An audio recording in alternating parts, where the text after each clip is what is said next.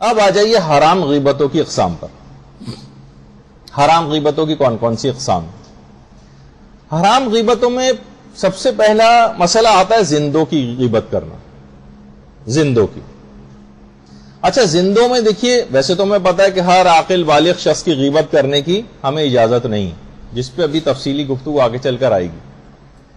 لیکن دو تین مسئلے دماغ میں اور آتے ہیں لوگوں کے کہ کیا کافروں کی غیبت کر سکتے ہیں یا نہیں، کیا مثلا پاگل لوگوں کی غیبت کر سکتے ہیں یا نہیں، یہ بھی تو زندوں میں مثلا آ رہے ہیں، یا مثلا نابالغ کی غیبت ہو سکتی ہے یا نہیں.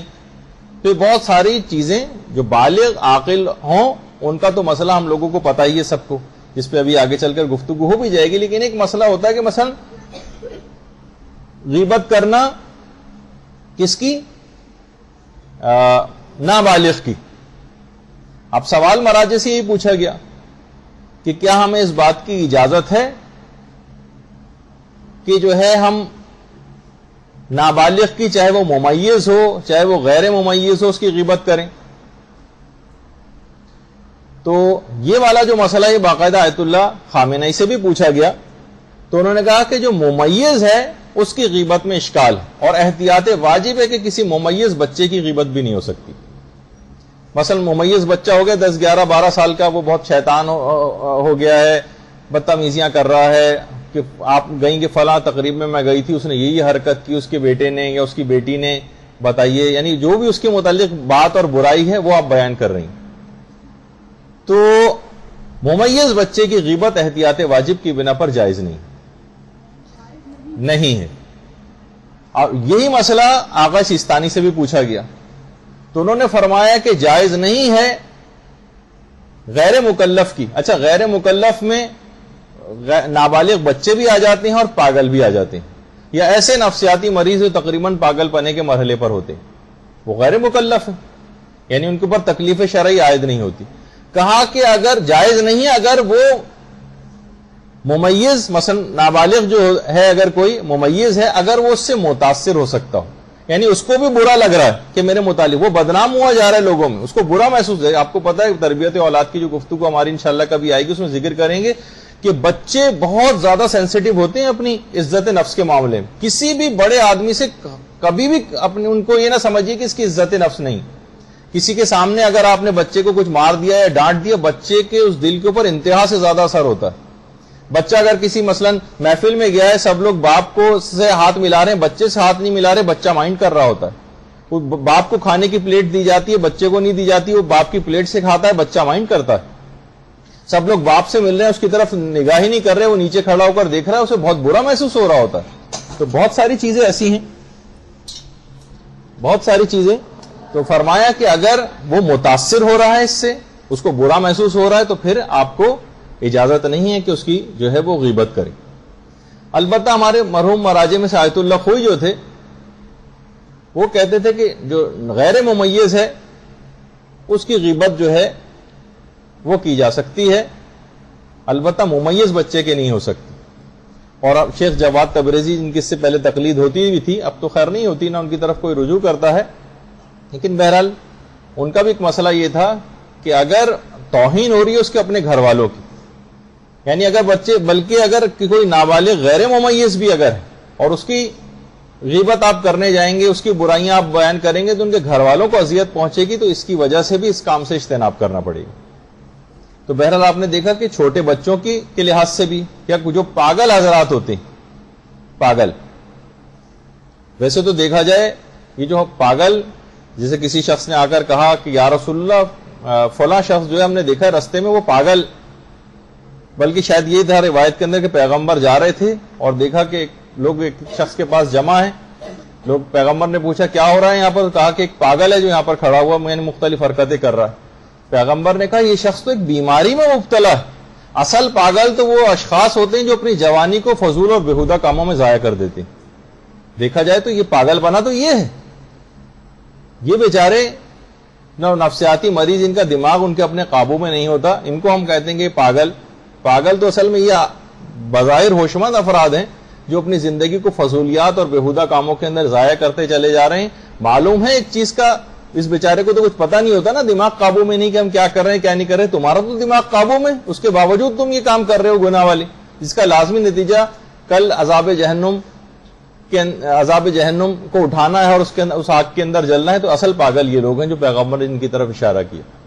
لیکن بہرحال اگر کسی گھر میں کوئی ایسا نفسیاتی مریض ہے اور اس کی اس قسم کی باتیں بیان ہو رہی تو آپ خود سمجھ سکتی ہیں کہ جو افراد ہوں گے اس گھر کے وہ کتنا زیادہ اس بات کو مائنڈ کریں گے. ان کو اچھا نہیں محسوس ہوگا، وہ اپنی توہین محسوس کریں گے کہ ہمارے خاندان کے ایک فرد کا اس طرح سے مذاق اڑایا جا رہا ہے یا اس کے متعلق اس قسم کی بات کی جا رہی. تو ان سے بھی اجتناب کرنا چاہیے.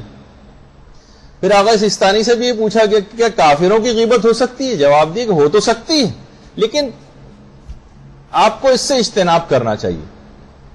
یعنی واجب تو نہیں کہا، لیکن ظاہر ہے کہ جب انسان اس بات کا عادی بن جاتا ہے تو پھر اس کے منہ پر کافروں کی غیبت کرتے کرتے اس کی بھی غیبت آ سکتی ہے. ہم بہت ظالموں وغیرہ کی بات نہیں کر رہے، ان کا تو ایک الگ سے ایک مقام ہے. عام سے جو مثلا محلے میں کوئی آپ کے رہتا ہے، کوئی کرسچن رہتا ہے، کوئی جو ہے یہودی رہتا ہے، کوئی اور مذہب کا آدمی رہتا ہے، کہا کہ نہیں اپنی زبان پہ اس قسم کی بیکار باتوں کو لاؤ نہیں، ورنہ تم عادی بن جاؤ گے، کسی مومن کی غیبت بھی کر سکتے ہو.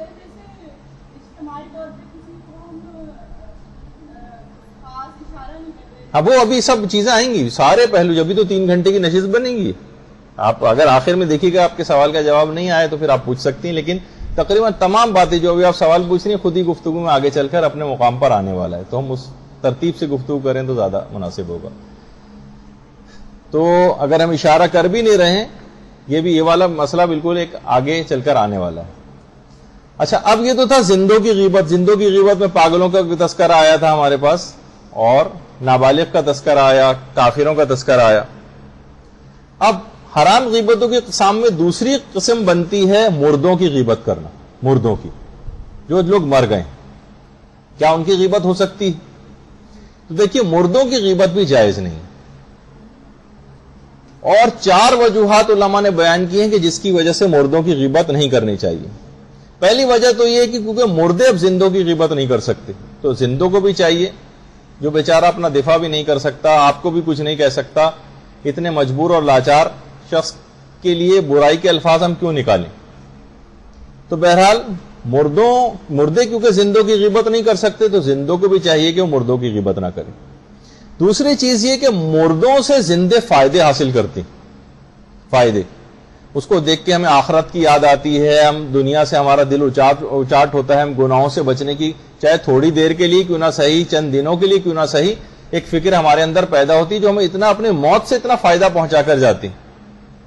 ان کی غیبت کرنا یہ بالکل بھی مناسب نہیں، کیونکہ مردوں سے زندے فائدے حاصل کرتے ہیں، جس سے انسان فائدہ حاصل کر رہا ہے انہی کی برائی کرے، یہ انتہائی شقاوت والی بات. تو ایک تو اخلاقی حکم یہ بھی. تیسری چیز یہ ہے کیونکہ مردوں کی غیبت کرنے سے زندوں کو تکلیف ہوتی. جب اس کے اپنے لواحقین رشتہ دار جو اس دنیا سے چلا گیا ہے وہ سنیں گے کہ ہمارے باپ بھائی وغیرہ کے متعلق یا ماں کے متعلق اس قسم کی بات کی جا رہی ہے تو ان کے دل کو، ان کے لواحقین کو اذیت پہنچتی. تو اس لحاظ سے دوسروں کے دلوں کو تکلیف پہنچانا اس کی بھی اجازت نہیں، اس لحاظ سے بھی منع کیا گیا. چوتھی وجہ یہ ہے کہ مردہ جو اس دنیا سے چلا گیا ہے، اب 2 ہی صورتیں ممکن ہیں، یا تو وہ جنتی ہوگا یا وہ جہنمی ہوگا. اگر وہ جہنمی ہوا تو وہ خود ہی اپنے انجام کو پہنچ گیا، آپ کی غیبت کرنے سے اب کوئی فائدہ نہیں، آپ کو کوئی ایسا فائدہ اس سے حاصل نہیں ہو رہا. کیا فائدہ کہ جو شخص اپنے انجام کو پہنچ گیا اس کی آپ غیبت کریں. اور 2 ہی صورتیں تھیں، یا تو جہنمی ہوگا تو انجام کو پہنچ گیا، اب ضرورت نہیں. یہ دوسری ہے کہ اگر وہ جنتی ہوا تو جنتی کی غیبت کرنے سے جو رضوان الہی کو حاصل کر چکا اب آپ گناہ گار ہو جائیں گے. اور کیونکہ ہم کسی کے بھی اس کی موت سعادت پہ ہوئی ہے یہ شقاوت پہ ہوئی ہے فیصلہ ہم کر ہی نہیں سکتے، کیونکہ ہمیں پتہ ہی نہیں سلسلے میں. تو لہٰذا اپنی زبان کو کسی بھی مردے کے لیے اس انداز سے کھولنا یہ حرام اور گناہ کے اندر چلا جاتا ہے، جب یہ مردوں کی غیبت کرنے کی بھی اجازت نہیں. کہتے ہیں نا کہ تھی تو وہ خاتون چلی گئیں لیکن اپنی بہو کو بڑا ستایا ہوا تھا انہوں نے، مثلا بعد میں لوگ ذکر کرتے ہیں، چلیں بہرحال خدا مغفرت کرے لیکن بہت انہوں نے یہ کام کیے ہوئے تھے. نہیں، اس طرح سے بھی کہنے کی اجازت نہیں. اچھا، پھر اس کے بعد حرام غیبتوں کی اقسام میں اگلی قسم آتی ہے بدن کی غیبت کرنا، غیبت بدن. مثلا کسی کو موٹا کہہ دینا غیبت میں. اچھا وہ صاحب وہ جو بہت موٹے سے نہیں، اس کی اس طرح کرنے کی اجازت نہیں. کسی کو چھوٹا قد کیا ہونے کی وجہ سے اس کے لیے کوئی اس قسم کے الفاظ استعمال کرنا، یا کوئی بہت لمبا ہے تو اس کے لیے کچھ اس قسم کے الفاظ کہنا. مثلا پیغمبر کی ازواج میں ملتا بھی ہے روایت میں، اور یہ روایت بھی ہم کیوں بیان کر رہے ہیں، ابھی آگے چل کر اس کا ذکر ہو جائے گا. اس کا جواز کیسے ہوا؟ پھر روایات میں ملتا ہے، اگرچہ ہماری روایت تو نہیں، ہمارے برادران اہل سنت کی روایات میں ملتا ہے کہ حضرت عائشہ نے ایک دفعہ پیغمبر سے کہا حضرت صفیہ کے متعلق، جو پیغمبر کی ایک اور بیوی تھی، ان کی غیر موجودگی میں، کہ یا رسول اللہ کیا آپ کو صفیہ کا پستہ قد ہونا پسند ہے؟ پیغمبر بہت ہی ناراض اور غمگین ہو گئے اس بات پہ. کہا کہ اے عائشہ، تم نے صفیہ کے متعلق ایسی بات کہی ہے کہ اگر اسے دریا کے پانی پر ڈال دیا جائے تو دریا کے پانی پر یہ غالب آ جائے. اتنی بڑی بات تم نے صفیہ کے متعلق کہی، چھوٹی بات نہ سمجھو.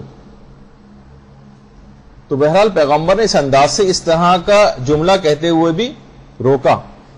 اور وہ جو قرآن کی ایک آیت آئی اس کا شان نزول یہی بیان کیا گیا، جو قرآن کی آیت ہے کہ کوئی مومن کسی دوسرے مومن کا مذاق نہ اڑائے، کوئی مومنہ دوسری مومنہ کا مذاق نہ اڑائے. جو قرآن کی آیات ہیں جا کے آپ دیکھیے گا. اس کا شان نزول یہ ہے کہ پیغمبر اسلام کی کچھ ازواج نے حضرت ام سلمہ کے پستہ قد ہونے پر ان کا مذاق اڑایا تھا. اس کی بنا پر اس کی مذمت میں قرآن کی آیتیں نازل ہو گئیں. یہ اتنا بڑی بات ہے کہ کسی کے جسم کے متعلق بھی اس طرح سے اس کا یا تو مذاق اڑانا یا اس کا پیٹ پیچھے اس کی متعلق جو ہے وہ برائی بیان کرنا. وہ جو آپ سنتی ہیں نا، جن کو ہمارے اہل سنت کے بہت سے جو علماء ہیں شیخ الزہاد کہتے ہیں ابراہیم ابن ادھم کو، ابو بن ادھم کے نام سے، جو آپ نے مختلف جو انگریزی کی کتابوں کے اندر کچھ پوئمز وغیرہ بھی تھیں وہ آپ نے پڑھی ہوں گی. وہ یہ ابراہیم ابن ادھم، ابراہیم ابن ادھم جن کی شام میں قبر بھی. تو ایک دفعہ ابراہیم ابن ادھم جو تھے ویسے تو کہیں جاتے نہیں تھے، لیکن ایک دفعہ کھانے کی دعوت ملی تو کھانے کی دعوت میں یہ گئے، اور وہاں پہ کھانے پہ کسی شخص کا انتظار ہو رہا تھا. تو کسی نے کہا کہ بھئی وہ فلاں شخص ابھی تک نہیں آئے، کھانا نہیں لگا ان کی وجہ سے. تو کسی شخص نے ایسی مذاق میں کہا کہ وہ بہت موٹے ہیں نا، اس وجہ سے آنے میں دیر ہو گئی ان کو. ابراہیم بن ادھم اپنی جگہ سے اٹھے، روتے ہوئے گھر آئے، اور 40 روز تک مسلسل روزے رکھے اور اپنے نفس کو خوب ستایا کہ اس پیٹی کی وجہ سے میں کھانے کی دعوت میں گیا تھا اور وہاں مجھے غیبت سننا پڑ گئی، اب میں اپنے نفس کو خوب ستاؤں گا. تو بہرحال بہت سی ایسی چیزیں کہ جو ہمارے رہنمائی کرتی ہیں، بہت سی چیزیں ہمیں اس کا احساس دلاتی ہیں. کچھ حکایات اور واقعات اس کے اندر سے ایک ہے کہ کسی کے جسم کے متعلق اس قسم کی بات کہنا. اسی طرح سے حضرت عیسیٰ کے متعلق، اب تو کیونکہ حضرت عیسیٰ پہ کتنی فلمیں بھی بن گئی ہیں، اور ایک خیالی جو ان کی ایک شخصیت اور تصویر ان کی ہے کہ حضرت عیسیٰ، آپ دیکھتے تھے کہ جانوروں تک کی غیبت سے اور یا ان کو برا بھلا کہنے سے اجتناب کرتے تھے. وہ جو آپ سنتی ہیں کتنی دفعہ کہ وہ کتا مرا ہوا پڑا تھا وہاں پر اور اس کے صرف دانت جو ہے سفید چمکدار ظاہر ہو رہے تھے، تو اصحاب نے کراہیت اور نفرت جو حواری ان کے ساتھ تھے اس کا اظہار کیا. تو حضرت عیسیٰ نے کہا تم یہ دیکھو کہ اس کے دانت کتنے سفید اور چمکدار. یعنی بجائے اس کے کہ ہم مکھی کی طرح سے گندے نکات کی تلاش میں رہیں کسی کی شخصیت میں، ہمیں اس کی شخصیت کے اچھے پہلوؤں کی طرف دیکھنا چاہیے. ہم ہر وقت ایک شہد کی مکھی کی طرح سے انسان کو ہونا چاہیے کہ جو رس اور بہترین والی جو جگہیں ہیں، جو شخصیت کے مثبت نکات ہیں، ان کی تلاش میں رہیں، نہ کہ اس گندگی کی مکھی کی طرح سے جو صرف گندی چیزوں کے اوپر جا کر بیٹھتی ہے، صرف ان گندی جگہوں کو تلاش کرتی. تو یہ بھی دیکھیں پیغمبروں کی اپنی سیرت میں بھی تمام یہ چیزیں ملتی ہیں. حضرت نوح کے متعلق بھی یہ چیز ملتی کہ حضرت نوح کشتی والا بھی جن کا واقعہ ہے، کس طرح سے حضرت نوح کی کشتی کتنی بڑی تھی اور کس طرح سے انہوں نے بنایا. تو حضرت نوح ایک دفعہ اپنے کچھ ساتھیوں کے ساتھ ایک جگہ سے گزر رہے تھے تو انہوں نے دیکھا ایک جگہ پر کئی منہ والا کتا ہے. یہ تو صرف آپ کو واقعہ ویژوالائز کرانے کے لیے، جس کے 4 منہ ہیں روایت کے اندر، 4 منہ تھے اس کے. بہت سے ایسی کنجینائٹل انوملیز جس کو کہا جائے، پیدائشی نقائص ہوتے ہیں. 4 منہ کا کتا. خود حضرت نوح کو بڑی کراہیت ہوئی اس سے، منہ کو اپنے پھیر لیا. تو حکم خدا سے وہ کتا بول پڑا، اے نوح اگر اس سے بہتر بنانے پر قادر ہو تو بہتر بنا کے دکھا دو. تو حضرت نوح کے متعلق روایت میں ملتا ہے کہ حضرت نوح نے جو نوحہ اور اس کی یعنی پروردگار کی خلقت پہ اعتراض، یہ جب آپ کسی کے جسم کا مذاق اڑاتی ہیں نا، تو کیونکہ جسم پروردگار نے بنائے، کسی کا چھوٹا قد ہونا، پستہ قد ہونا، لمبے قد کا ہونا، یہ سب پروردگار کے اس سے انسان کے اپنے اختیار میں نہیں. تو ایک لحاظ سے آپ خلقت پروردگار کا مذاق اڑا رہی ہوتی ہیں، آپ خلقت پروردگار کے اوپر تنقید کر رہی ہوتی ہیں. پروردگار کے اوپر بات جاتی ہے، اس شخص کی بات تو بعد میں آتی. تو حکم خدا سے کتا بول پڑا کہ اے نوح اگر اس سے بہتر بنانے پر قادر ہو تو بہتر بنا کر دکھا دو. حضرت نوح کو اپنی اس ترک اولا کا احساس ہوا کہ مجھے یہ بات نہیں کہنی چاہیے تھی. اس کے بعد روتے ہوئے کتنے سال تک صرف اس بات پر روتے رہے. اور ایک روایت میں ایک وجہ یہ بھی ہے, ویسے اور وجوہات بھی ہیں, کہ ان کا نام نوح پڑھنے کی, جو نوحہ کرنے کی وجہ سے اور رونے کی وجہ سے, جو دیگر روایتیں تو امام حسین کے حوالے سے بھی آتی ہیں کہ ان کے مصائب کے اوپر اس انداز سے روئے تھے وہ. لیکن ایک وجہ یہ بھی تھی, ایک روایت میں کہ یہ والی وجہ بھی بیان ہوئی کہ انہوں نے پروردگار کی خلقت کے اوپر ایک اعتراض کیا تھا. اسی طرح سے اگلی قسم بنتی ہے لباسوں کی غیبت کرنا. غیبت لباس. غیبت لباس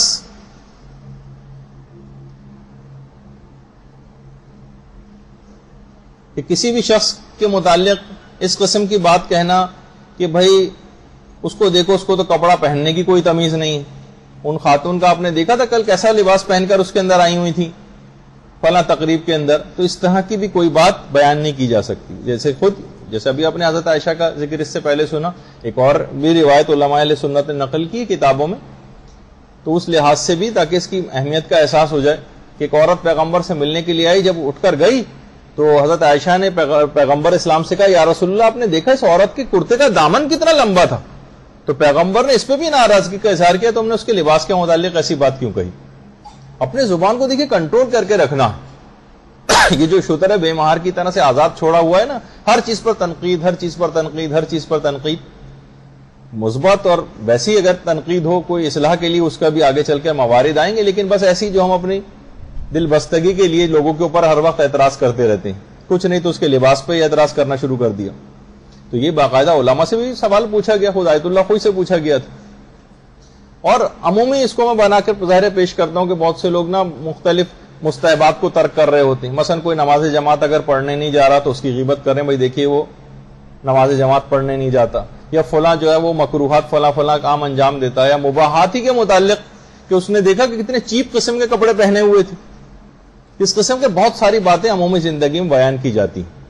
تو وہاں سے آقا ہوئی کا یہ جواب ہے, لیکن سارے علماء کا بھی یہی نظریہ ہے کہ یہ جائز نہیں ہے اس قسم کی بات کہنا, سوائے اس گناہ کے متعلق کہ جو کہ خود وہ اپنے گناہ کو علن لوگوں کے اندر ظاہر کرے, صرف اس گناہ کو بیان کرنے کی اجازت ہے.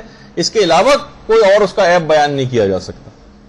تو بہرحال یہ دماغ میں چیز رہے کہ اس طرح سے چھوٹی چھوٹی چیزوں کے متعلق بھی, لباس, بدن اور اس طرح کی چیزیں, اس کی بھی اجازت نہیں ہے کہ ہم اس انداز سے لوگوں کی غیبتیں کریں. اس کے بعد ایک چیز آتی ہے غیبت عادات. بھائی فلاں شخص جو ہے سوتا بہت ہے, اور اس کو جو ہے مثلا جو بھی اس کی عادتیں, یا مثلا کوئی کسی شخص کو یہ کہنا کہ وہ سست بہت ہے, اس کی غیر موجودگی میں اس طرح سے کہنا, یہ بھی اس میں آتا ہے. فلاں شخص بے وقوف ہے بالکل, یہ کہنا.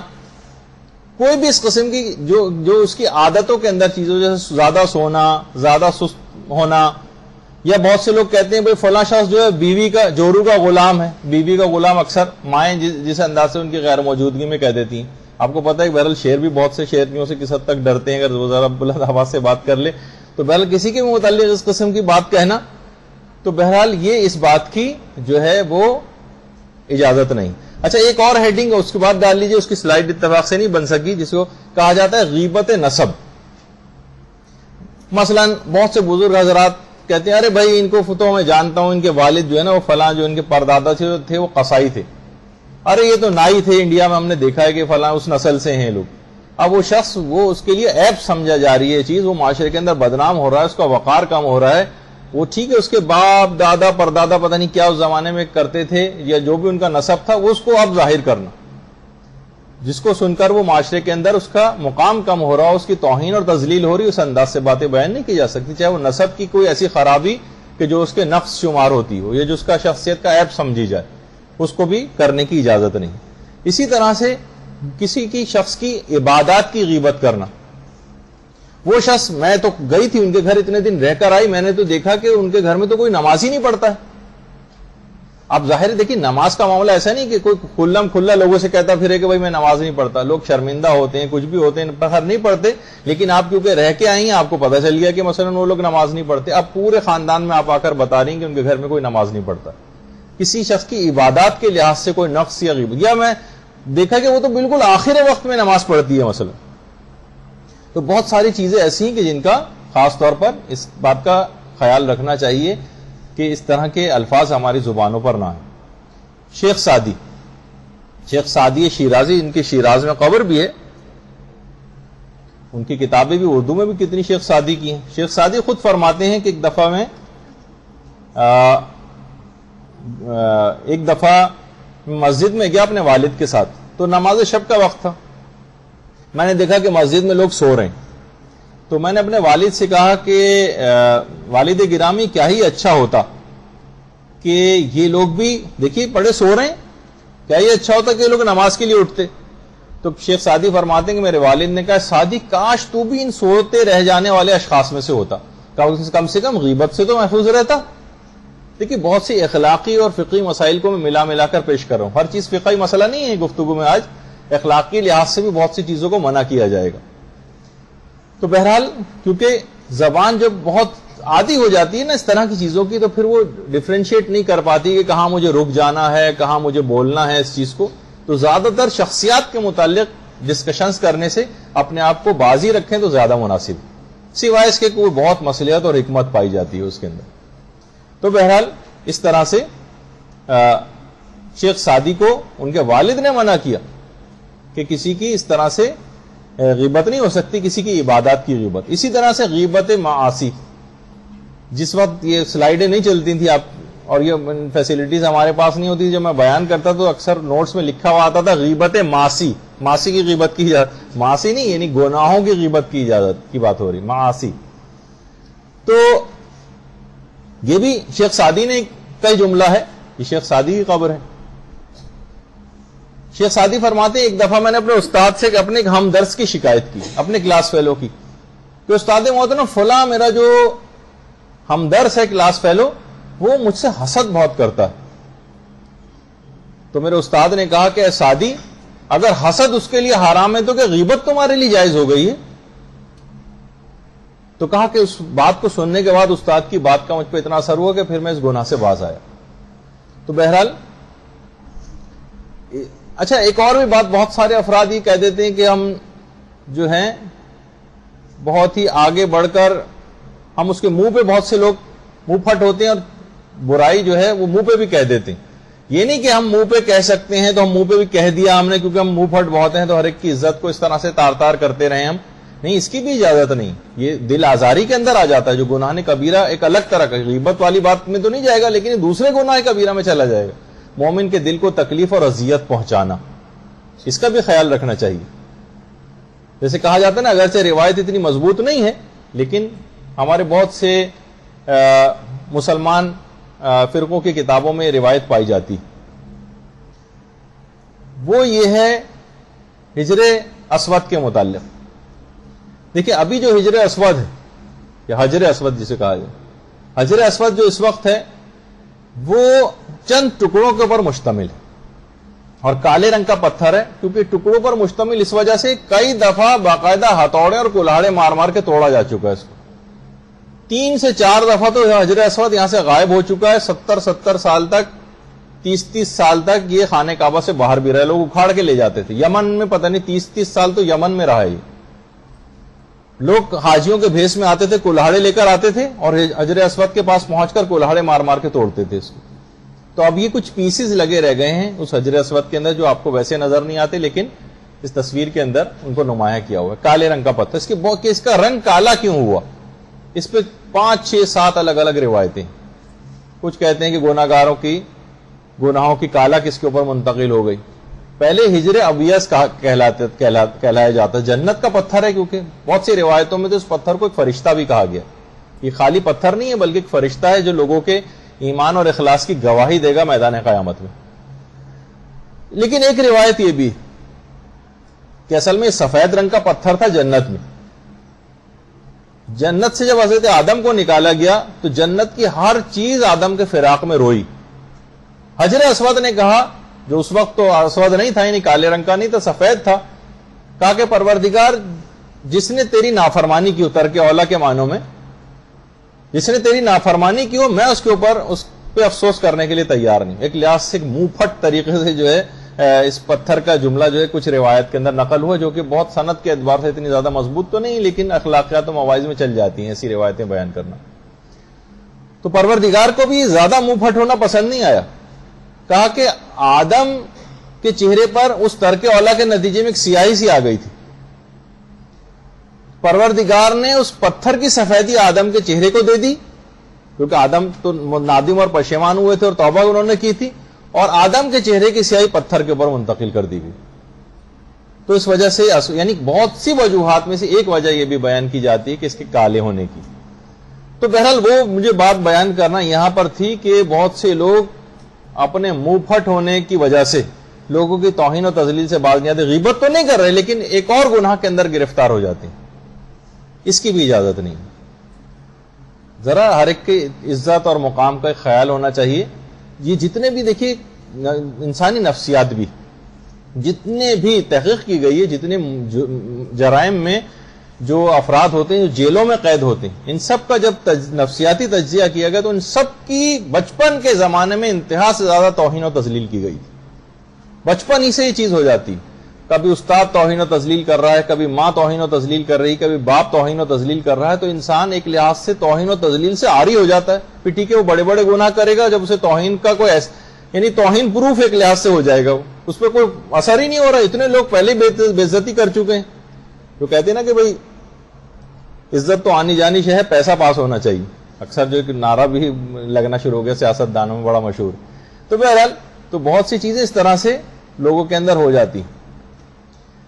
تو باتیں تو بات سے بات نکلتی چلی جائے گی، لیکن بہرحال بس یہاں تک اس بات کو اب اگلے پوائنٹ پر آتے ہیں. پھر غیبتوں کی اگلی قسم بنتی ہے صراحتاً غیبت کرنا. صراحت کہتے ہیں بالکل نام لے کر کسی کا نام لیا جائے اور اس کے ساتھ اس کی کوئی برائی بیان کی، جیسے کہا جاتا ہے تو صراحتاً بالکل واضح طور پر آپ نے غیبت کی. ایک تو قسم یہ بنتی. ایک اور اسی قسم بنتی ہے جسے کہتے ہیں غیبت حکایتاً، یا نقل وغیرہ اتار کر. بھائی کل میں ان کے ہاں گئی تھی اور مثلا اگر کوئی شخص حق لائے تو حق لا کر آپ نے اس کی نقل اتاری کہ لوگوں کو پتا چل گیا اچھا فلاں کی بات آپ کر رہی ہیں. کوئی شخص مثلا توتلا ہے، اس کی آواز میں آپ نے بنا کر بولا. کوئی شخص جس طرح سے چلتا ہے اس کے چلنے کی انداز کی نقل اتار کر چیز بیان کی. اگرچہ بہت سے علماء اس کے قائل ہیں کہ نقل اتارنے سے غیبت والا گناہ نہیں ملتا، البتہ توہین کا گناہ ملتا ہے، جو کہ الگ ایک گناہ کبیرہ. لیکن بہرحال اس سے بھی اجتناب کرنا چاہیے. اور بہت سے پوچھا بھی گیا خود علماء اور مراجع سے کہ کیا ہم کوئی ایسی حکایت بیان کرنا، کسی کی آواز مذاق کے طور پر کسی کی آواز نکال کے بتانا، یا کسی قوم کا کوئی خاص لہجہ ہے، اس لہجے کے اندر مثلا ہم گفتگو کر رہے ہیں اور لوگوں کو ہنسی آ رہی ہے، اور وہ کوئی خاص کوئی ایسی جگہ ہو جس کی ہم وہ آواز اور نقل اتار رہے ہوں، جیسے اکثر یہ کامیڈین حضرات مختلف علاقوں کے اعتبار سے نقل اتار رہے ہوتے ہیں. اگرچہ ہمارا مقصد اہانت کرنا نہیں ہے، یا کسی خاص شخص کی توہین یا پوائنٹ آؤٹ کرنا بھی مقصد نہیں ہے کہ ہم کس کی بات کر رہے ہیں.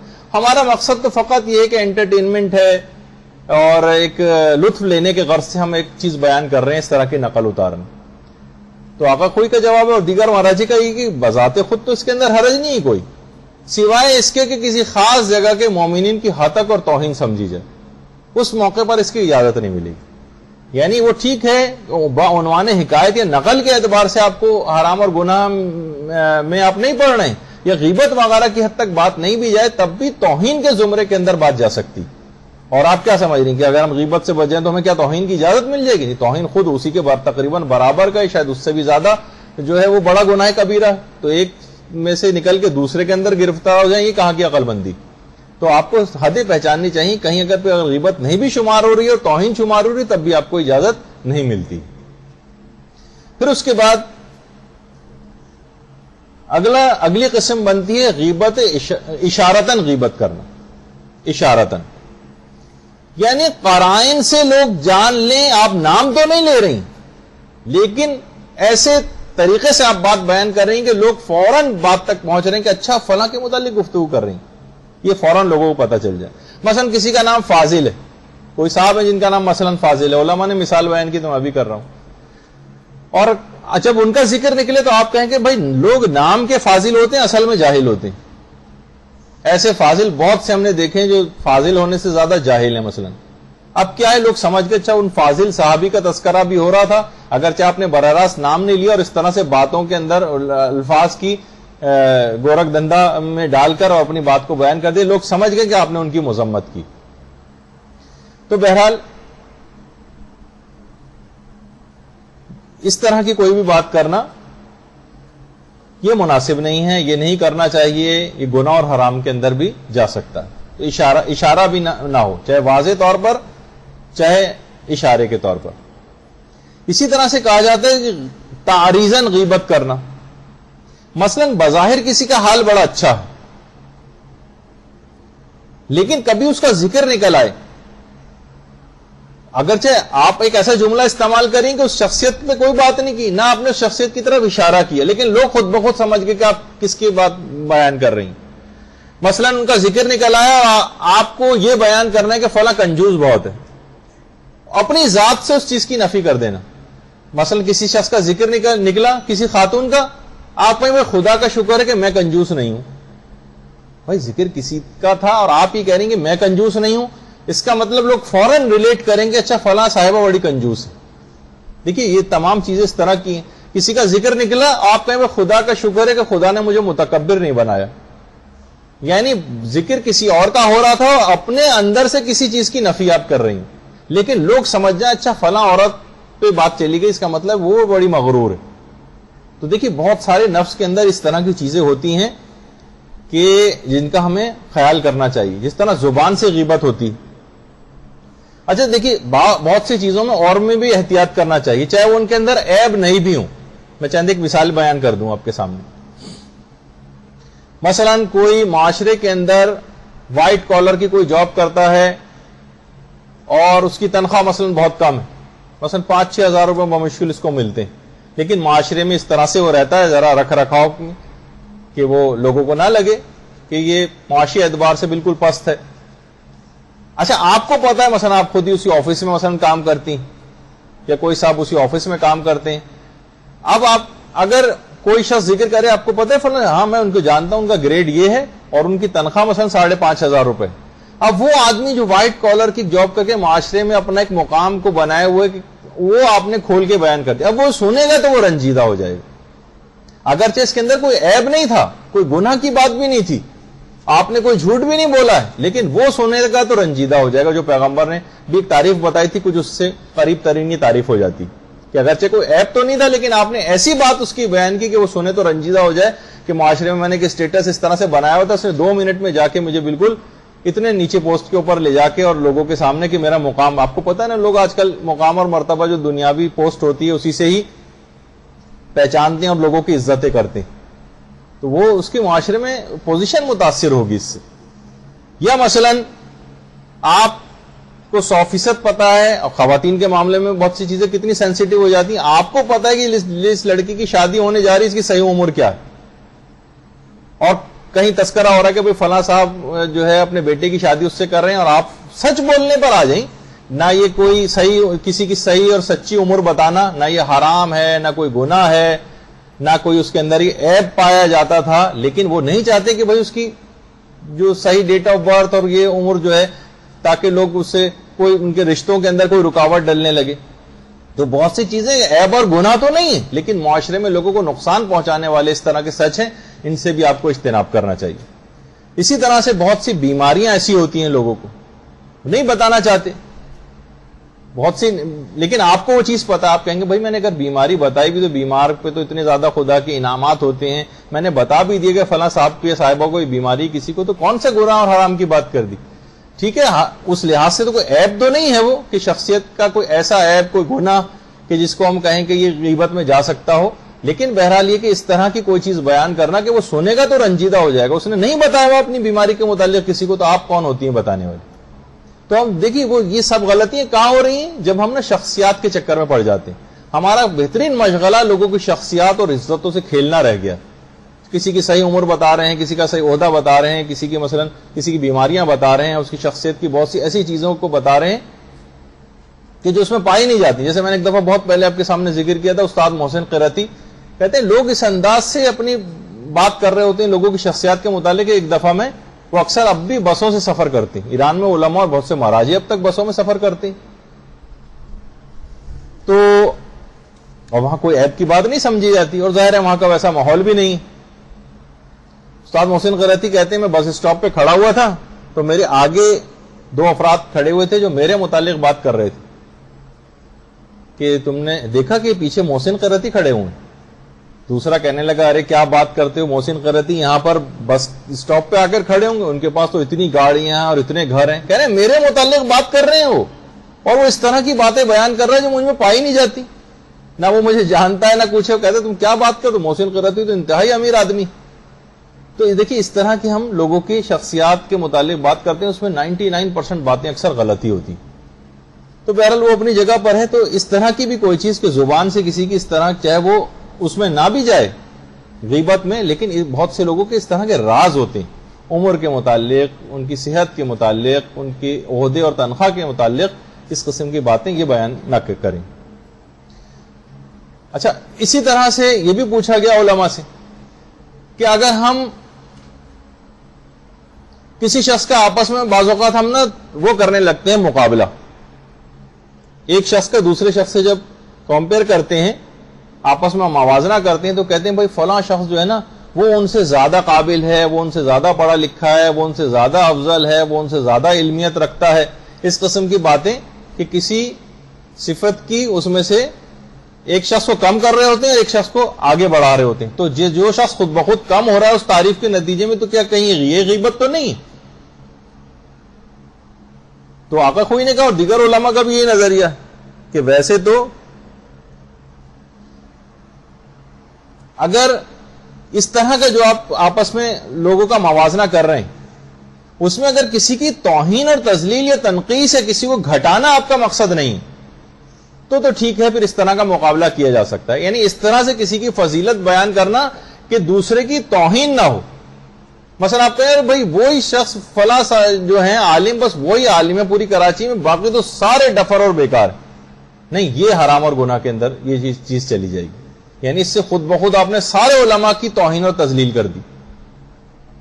کہا کہ بس وہ جو ہے بس وہ پرفیکٹ ہے, باقی سب بالکل بیکار ہیں. اس طرح نہیں کر سکتے. لیکن کسی کو کہ بھائی وہ جانتا ہوں واقعی ان سے تو بہت ہی مشکل ہے کہ کوئی ان سے علم میں اتنا زیادہ ہو, یا ان جیسا تو میں نے کوئی عالم دیکھا ہی نہیں آج تک. تو اس میں کسی کی توہین و تذلیل نہیں ہو رہی, کسی کو آپ کم اور نہیں کر رہی ہیں اس کا مرتبہ معاشرے میں, تو اس حد تک تو بات کی جا سکتی ہے. لیکن جہاں توہین اور تذلیل والی بات آ جائے وہاں پر اس کی اجازت نہیں ملے گی. اس کے بعد اگلی حرام غیبتوں کے اقسام میں چیز جاتی ہے کان کے ذریعے غیبت کرنا.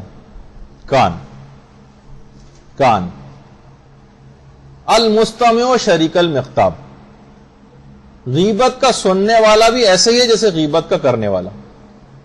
وہ غیبت کرنے والے کے ساتھ شریک ہے.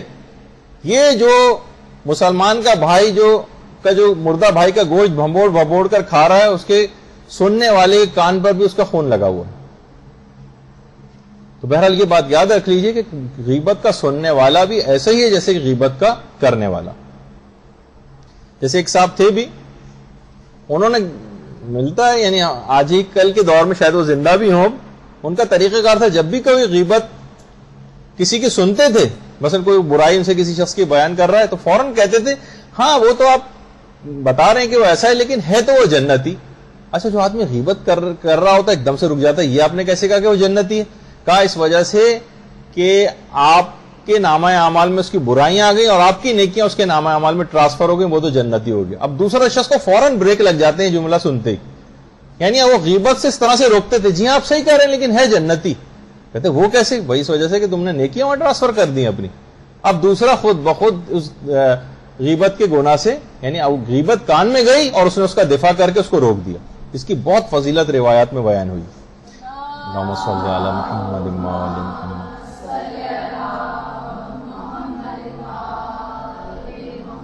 تو دیکھیے کانوں میں اس طرح سے سرگوشیاں کرنا, غیبتیں کرنا, اس کے ذریعے بھی جب یہ سننے والا ایسا کان سامنے ہوتا ہے تو پھر تو آدمی غیبت میں آگے بڑھتا ہے.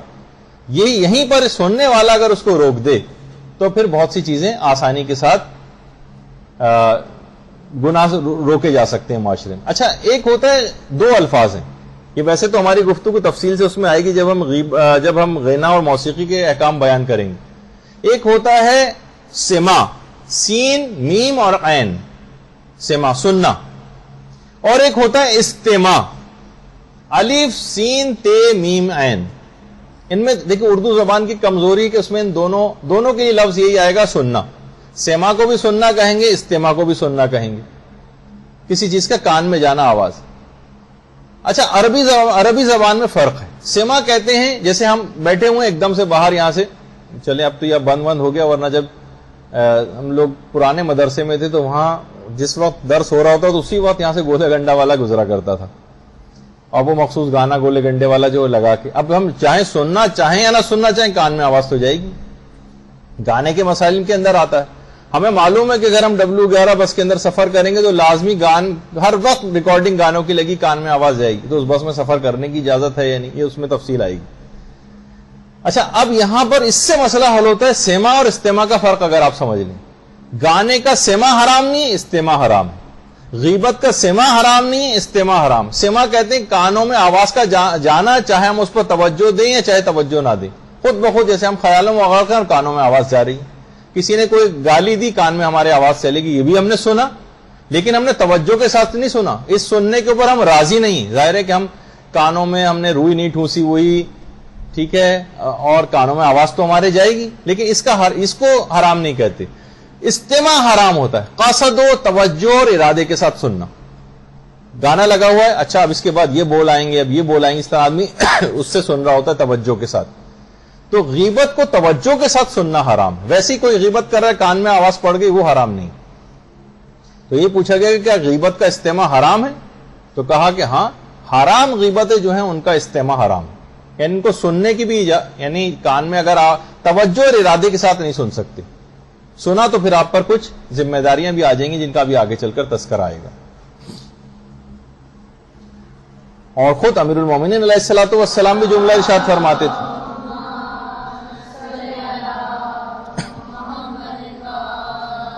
کہ السامع للغیبت احد المغتابین. غیبت کا سننے والا بھی غیبت کرنے والے ہی کی طرح سے، وہ بھی انہی میں سے ایک. تو بہرحال اس کا دماغ میں رہے کہ سننے والا معاملہ بھی بالکل ایسے ہی ہے. یعنی اس کو آپ یہ نہیں کہہ سکتی بھائی میں تو خاموش بیٹھی سن رہی تھی وہاں پر، نہیں، اس کی اجازت نہیں.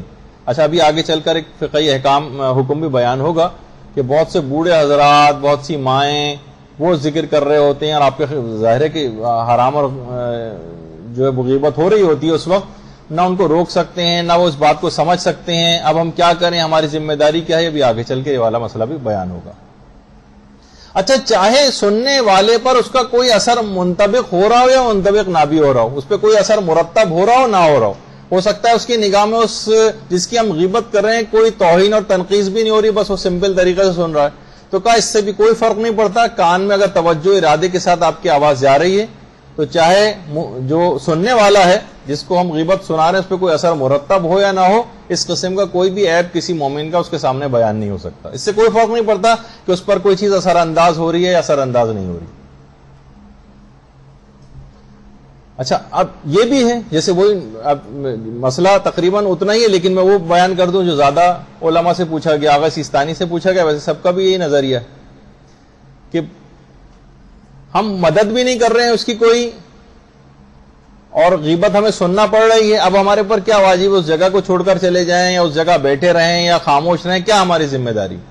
تو بہرحال الگ سے بھی یہ مسئلہ پوچھا گیا ہے کہ بہت سے بوڑھے افراد ایسے ہوتے ہیں جو نہیں سمجھ رہے ہوتے، نہیں سن رہے ہوتے، بس وہ اپنی جھونک میں، مثلا بوڑھی ماں ہے وہ ایک بیٹے کے سامنے دوسرے بیٹوں کی برائی کر رہی ہے، ایک بیٹی کے سامنے دوسری بیٹی کی جو ہے وہ برائی کر رہی ہے.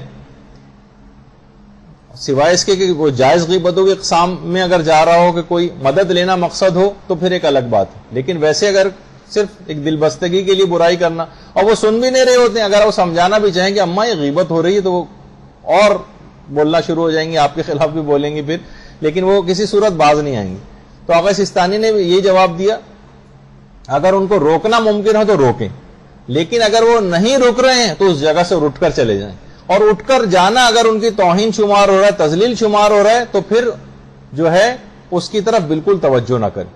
اور کچھ علماء کہتے ہیں کہ اس موقع پر اظہار تنفر کرنا ضرور واجب ہوتا ہے، جو ہم انشاءاللہ امر بالمعروف اور نہی عن المنکر کے جو مسائل بیان کریں گے نا، اس میں پوری تفصیل کے ساتھ وہ چیز آئے گی کہ اس موقع پر اس گناہ چاہے ہم کچھ نہیں بھی کر پا رہے ہیں اس گناہ کے مقابلے میں، تو کم سے کم جو چیز واجب ہوتی ہے اظہار تنفر واجب ہو جاتا ہے.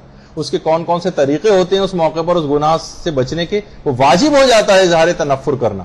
خاموشی سے صرف بیٹھے رہنا نہیں ہوتا، ایسا انداز اختیار کرنا ہوتا ہے کہ لوگوں کو پتہ چل جائے کہ آپ اس چیز کے خلاف ہیں. تو بہرحال وہ ایک اس کی الگ تفصیل آئے گی. تو کبھی ایسا کوئی موقع آ جائے تو یا تو اٹھ کر چلے جائیں وہاں سے، یا پہلے تو روکیں، نہیں رک سکتا تو اٹھ کر چلے جائیں، ورنہ وہیں بیٹھے ہوئے اس کے اوپر توجہ نہ دیں یا اظہار تنفر کریں، جو کہ انشاءاللہ اپنے موقع پر اس کی تفصیل بھی بیان ہوگی. اس کے بعد 13ویں قسم بنتی دل سے غیبت کرنا. دل سے، اچھا دل سے غیبت، جیسے میں نے دیکھی بہت سی چیزیں اس میں کہہ رہا ہوں کہ میں اخلاقی طور پر بھی بیان کر رہا ہوں، چاہے وہ غیبت کی اس لحاظ سے تعریف پہ پوری نہ اتریں لیکن اخلاقی طور پر تعریف پہ پوری اتر سکتی. دل سے غیبت کیا ہے؟ مثلا یا ایھا الذین آمنوا اجتنبوا کثیرا من الظن ان بعض الظن اثم، کہ اے ایمان والو لوگوں کے متعلق بدگمانی سے بچو، کیونکہ اکثر جو اس طرح کے گمان ہوتے ہیں نا وہ گناہ ہوتے ہیں. تو دماغ کے اندر ہم بہت سے لوگوں سے جو بدگمانی کر رہے ہوتے ہیں، ان سے دلوں میں جو کینہ بٹھایا ہوا ہوتا ہے، ایک لحاظ سے ہم اپنے دل میں ان کی برائی کر رہے ہیں. وہ کینہ جو ہے اصل میں وہ برائی ہے لوگوں کی جو دل میں بیٹھتی چلی جا رہی. تو اپنے دل سے کینے کو نکالنے کا بھی ایک طریقہ ہے، وہ ویسے تو اپنے مقام پر تفصیل آئی لیکن مختصراً ابھی، کہ جس سے بھی کینہ اور دشمنی اور نفرت دل میں محسوس ہو. ایک طالبہ نے کسی نے سوال کیا بھی تھا، جو میں نے جوابات خیر رکھوا دی ہیں نیچے ریسیپشن پہ، وہ لے سکتی ہیں وہاں. تو اس میں بھی یہ تھا کہ کسی سے اگر ہمیں نفرت ہے اور وہ نفرت کسی طور پر کم نہیں ہو رہی دل میں، تو کیا کریں؟ تو اس کا ایک حل ہے کہ اس کے لیے روزانہ پابندی کے ساتھ نیکی اور خیر کی دعا کرنا شروع کر دیں. اس کے لیے روز دعائیں کریں. انتقال کر چکا ہو تب بھی اس کے لیے دعا کریں کہ اس کے وہاں درجات بلند ہوں، اس کے گناہ وہاں پر جو ہے وہ معاف ہوں، اسے کوئی عذاب نہ ملے یا کوئی بھی اس طرح کی. تو خود بخود اب زیادہ عرصے بھی نہیں کرنا پڑے گی آپ کو دعا، ایسے تو ساری زندگی جاری رکھیے، لیکن یہ کہ کچھ ہی عرصے میں اس کے آپ کے دل سے ان کا کینہ نکل جائے گا. تو یہ جو دل میں کینہ ہوتا ہے یہ مسلسل بیٹھتا جا رہا ہے دل کے اندر، اور یہ ایک لحاظ سے ایک برائی، آپ ایک لحاظ سے اندر ہی اندر اس کی برائی بیان کر رہی ہوتی ہے، جسے غیبت دل کہا جاتا ہے. دل کے لحاظ سے کسی کی غیبت کرنا. اچھا اعضاء و جوارح سے غیبت کرنا، ہاتھ یا بدن کے اشارے سے، وہ تو بھی ہمارا ویسے بھی تذکرہ آ گیا.